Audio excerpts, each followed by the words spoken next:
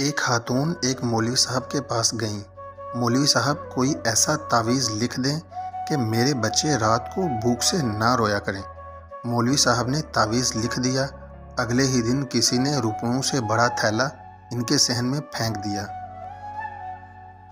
خاتون کے شوہر نے ایک دکان کرائے پر لے لی۔ کاروبار میں برکت ہوئی اور دکان بڑھتی گئی اور پیسے کی ریل پیل ہو گئی۔ ایک دن خاتون کی نظر اس پر پڑی جس میں انہوں نے تعویذ کو رکھا تھا۔ جانے مولوی صاحب نے کیا لکھا تھا۔ تجسس میں اس نے تعویذ کھول ڈالا۔ لکھا تھا جب پیسے کی ریل پیل ہو جائے تو سارا پیسہ تجوری میں چھپانے کی بجائے کچھ ایسے گھروں میں ڈال دینا جہاں رات کو بچوں کے رونے کی آواز آتی ہو۔ اس عورت نے اسی دن اللہ کا شکر ادا کیا اور مولوی صاحب کے لیے دعا کی اور اپنی تجوری سے جتنا پیسہ جمع کیا تھا سب غریبوں میں تقسیم کر دیا۔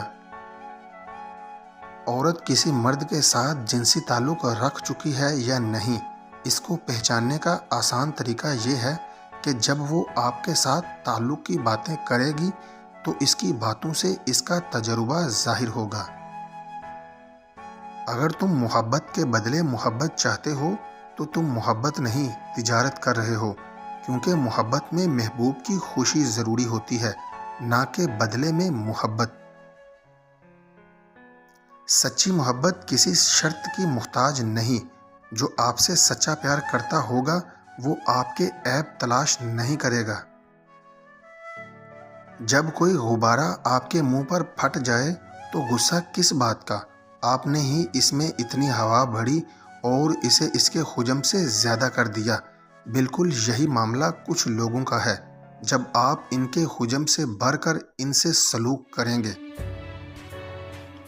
انسان کبھی کبھار اتنا مجبور ہو جاتا ہے کہ اپنے ہاتھوں سے ہی رابطوں کی ڈوریاں کاٹ دیتا ہے، چاہے کسی ڈوری سے اس کی اپنی زندگی ہی کیوں نہ جڑی ہو، لیکن یہ سب وہ دوسروں کے لیے کرتا ہے تاکہ وہ آگے بڑھ سکیں۔